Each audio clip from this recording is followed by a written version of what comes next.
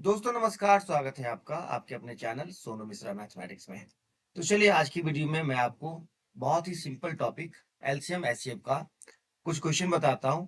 और ये सारे क्वेश्चन जो आज मैं आपको बताने जा रहा हूं वो एसएससी सीजीएल में पूछा गया था। ठीक है, ये क्वेश्चन देख सकते हैं एसएससी सीजीएल 2022 में 13/4/2022 को पूछा गया था फर्स्ट शिफ्ट में।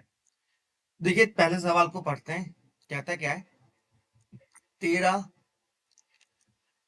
तेरह ए बी सी चार अलग अलग संख्याएं हैं और संख्याओं के प्रत्येक जोड़े 13 ए 13 बी और 13 सी का मौसा 13 है, जहां ए बी सी प्रत्येक 60 से कम है और ए से बड़ा है बी, बी से बड़ा है सी। तो आपसे ए प्लस सी बट्टा बी का मान पूछ रहा है। देखिए बहुत शानदार कॉन्सेप्ट है। चार संख्याएं हैं 13 ए बी और सी। तो किसका किसका मौसा 13 है? 13 ए का, है ना, 13 बी का और 13 सी का। देखिए बस आपको इस बात का ध्यान रखना है कि अगर 13 ए का मौसा 13 है, इसका मतलब 13 दोनों में इंक्लूड है। ठीक है, दोनों नंबर 13 का मल्टीपल होगा।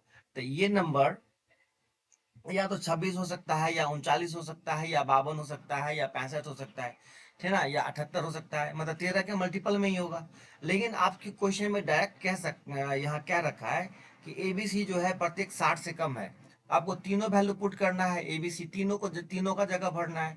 तो डायरेक्ट आप यहाँ पे एक वैल्यू 26, एक वैल्यू 39 और एक वैल्यू 52 रखेंगे, क्योंकि मौसा 13 है तो सबका सब 13 के मल्टीपल में ही होगा।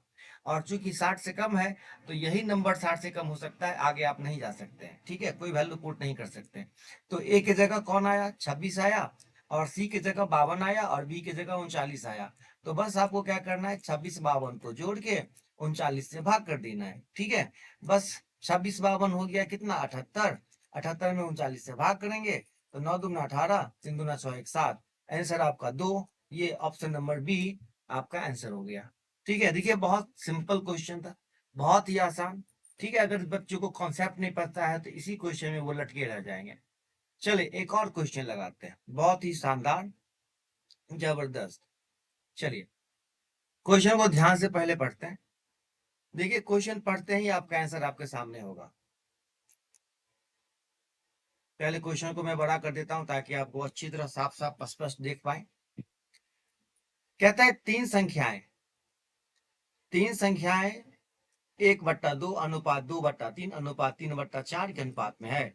यदि बड़ी संख्या और सबसे छोटी संख्या का अंतर 33 है तो तीनों संख्याओं का महत्तम समावर्त कितना होगा? देखो ये रेशियो से आपको कोई लेना देना नहीं है। आप देखो कि दो संख्याओं का अंतर 33 दे रखा है, तो जैसे ही दो कोई तीन संख्या कोई भी है और सबसे छोटी बड़ी संख्या का अंतर 33 है, तो 33 को डिवाइड करने वाली संख्या कौन है इसमें? 11। यही आपका आंसर होगा। ठीक है ना, ज्यादा माथापच्ची आपको बिल्कुल नहीं करना है। केवल देखना है कि संख्या के अंतर को कौन डिवाइड कर रहा है, तो 11 डिवाइड कर रहा है, यही आपका आंसर हो जाएगा। आगे संख्या निकालने की कोई आवश्यकता नहीं है। चलिए एक और क्वेश्चन लगाते हैं, बहुत ही प्यारा सा, बहुत ही शानदार। बहुत बेसिक क्वेश्चन है, लेकिन अगर आपने कॉन्सेप्ट नहीं पढ़ा है तो क्वेश्चन लगाना बहुत मुश्किल हो जाता है। देखिए जरा ध्यान से, क्वेश्चन कहता है,